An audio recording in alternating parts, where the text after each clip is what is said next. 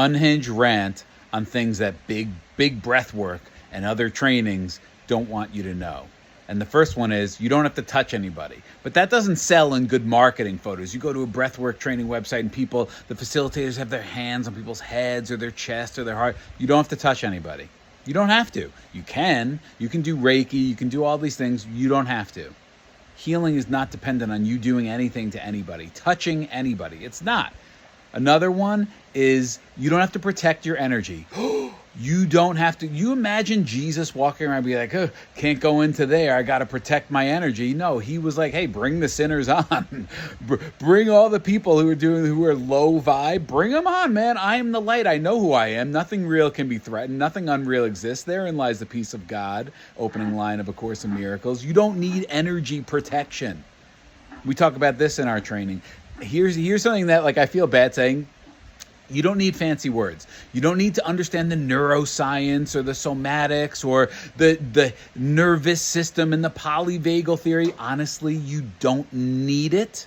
If you're a simpleton, if you're a Forrest Gump, right? If you're Forrest Gump and your just desire is to hold a space of loving, and you have this awareness that the person in front of you is a divine being. They're a soul. The soul is not damaged. The soul doesn't need to heal. The soul doesn't evolve out of a lower thing into a higher thing. The soul is God essence. The soul knows what it is. The soul is already expansive and perfect and infinite. The soul doesn't need healing. If you understand that, breathwork facilitation is consciousness work. It is understanding. First, you got to do it yourself. And that's what we teach our trainings about you. Because that's what a real facilitator does. It's not about the technique. Sorry. It's not about touching. It's not about energy. It's not about helping people have big emotional experiences and how to navigate that and understanding the nervous system. It's not.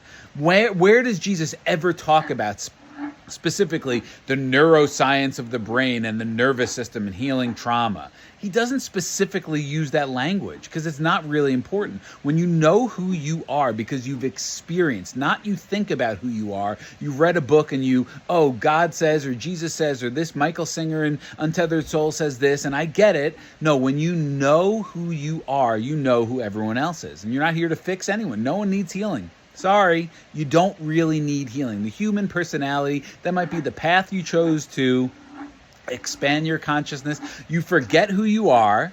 You're a soul, but then you forget who you are. That's part of the game, to have the human experience and go through all these different things that your soul chose ahead of time, or chose like the general gist of the experience you want, and then it shows up in an infinite number of ways. There's no limit on how God can bring you. I want to experience more abundance. Oh, not more money, more abundance of life. That's what your soul says. And then it comes up with all these different ways that your human self can experience it. Your soul is infinite and perfect when you know that. You're not here to heal or fix or anyone in a training.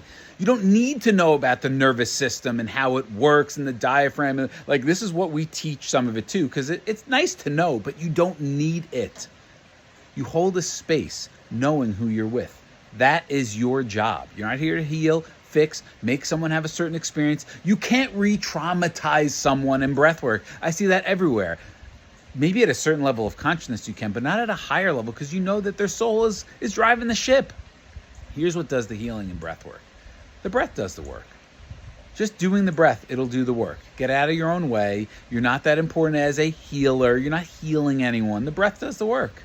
Even the modality, like we've had pregnant women, and that's like the one contraindication that we really stand by is if you're pregnant, you don't have to do revelation breathwork. We've had pregnant women who've done breathwork before they got pregnant, and then they come to class knowing that they're not going to do the active breath, and they have reported having just as big experiences as they did when they were doing the active breath.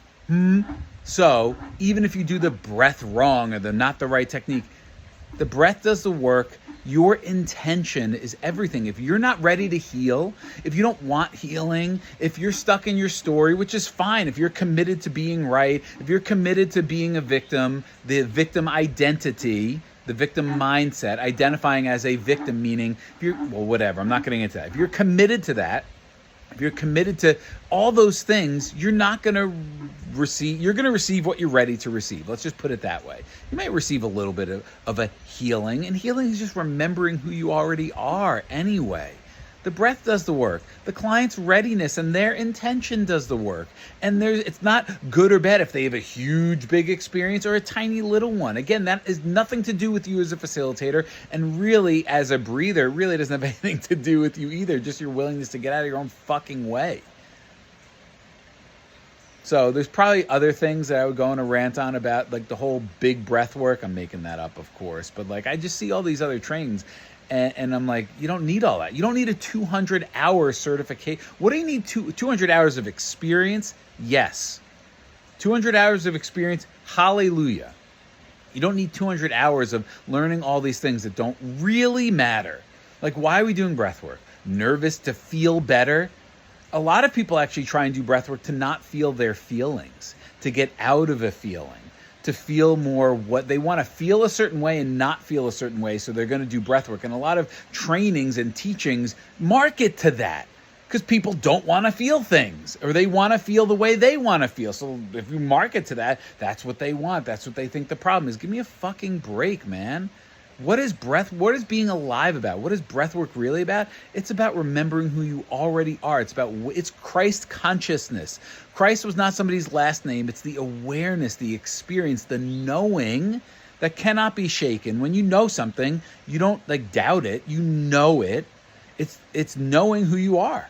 And when you know who you are as the Christ embodied, as God life force in a temporary body form, you're not your body, you're not your physical body. Even when they say your body has the answers and listen to your body, it's not the physical body. No, it's your greater body of being. It's your consciousness. That's really what it's talking about.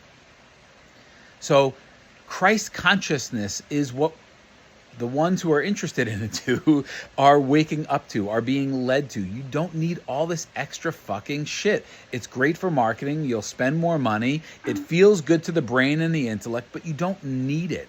It's so much simpler than that. Spirituality is so much simpler than that. Healing, if there even is such a thing, is so much simpler than that. But I just see all this crap that, it's not crap, it's good.